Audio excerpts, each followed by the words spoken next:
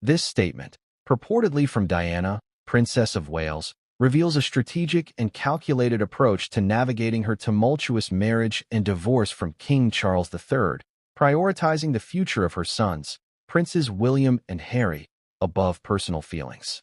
While often portrayed as a victim, Diana's words paint a picture of a woman acutely aware of the power dynamics within the royal family and employing calculated moves to secure her sons' positions, even at the cost of her own marriage.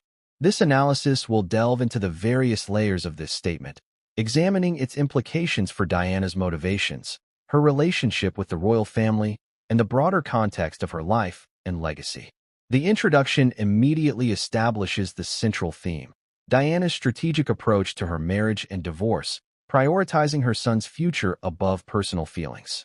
The author uses descriptive language, highlighting the calculated nature of Diana's actions and their implications for her motivations, relationships, and legacy.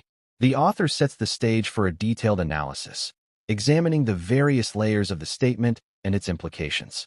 The core of Diana's statement centers on her refusal to relinquish the title of Princess of Wales. This decision, far from being a mere act of defiance or wounded pride, is presented as a calculated strategic move to prevent Camilla Parker Bowles from ever achieving the same status. By retaining the title, Diana effectively blocked Camilla's path to becoming Princess of Wales, ensuring that Camilla would remain, in Diana's words, a lowly mistress, regardless of her relationship with Charles.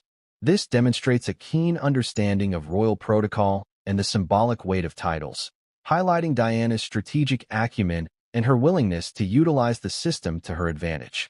The author analyzes Diana's refusal to relinquish her title. Diana's characterization of Camilla as a rat in the gutter reveals a deeply ingrained animosity. This harsh language, however, serves a purpose beyond mere personal expression.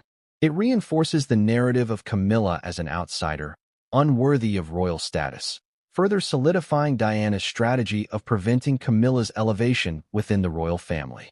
The prediction of Camilla's continued scorn and marginalization, even after having a child with Charles, underscores Diana's belief in the enduring power of her strategic move.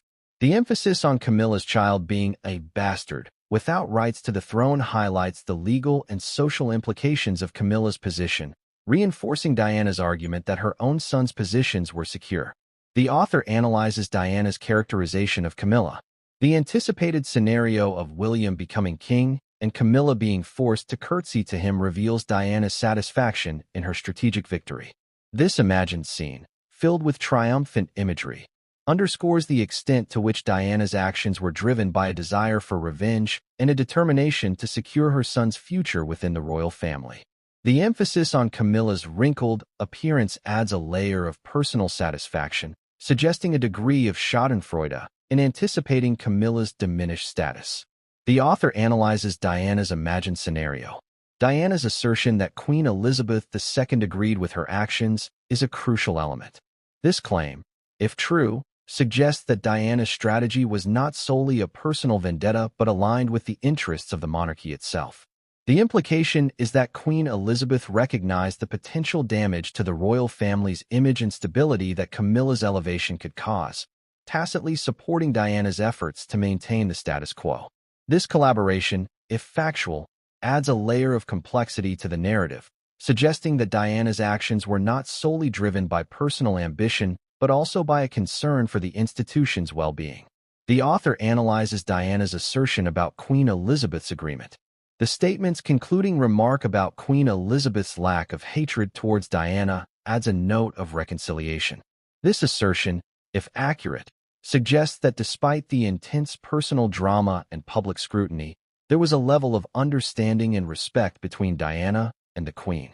This reconciliation, however, does not negate the strategic nature of Diana's actions, suggesting that even amidst personal conflict, Diana maintained a clear focus on securing her son's futures within the royal family. The author analyzes the concluding remark. In conclusion, Diana's statement reveals a strategic and calculated approach to navigating the complexities of royal life, prioritizing the security of her son's positions above personal feelings. Her refusal to relinquish the title of Princess of Wales, her harsh portrayal of Camilla, and her anticipation of a future where Camilla would be subservient to her son, William, all demonstrate a sharp understanding of power dynamics and a willingness to utilize the system to her advantage. The assertion of Queen Elizabeth's support adds a layer of complexity, suggesting that Diana's actions were not solely driven by personal ambition but also by a concern for the monarchy's stability. The statement, therefore, offers a nuanced perspective on Diana's motivations, challenging simplistic portrayals of her as merely a victim and revealing a woman capable of strategic thinking and calculated action in the face of immense personal and public pressure. The analysis concludes by emphasizing the strategic nature of Diana's actions, challenging simplistic narratives, and highlighting her understanding of power dynamics within the royal family.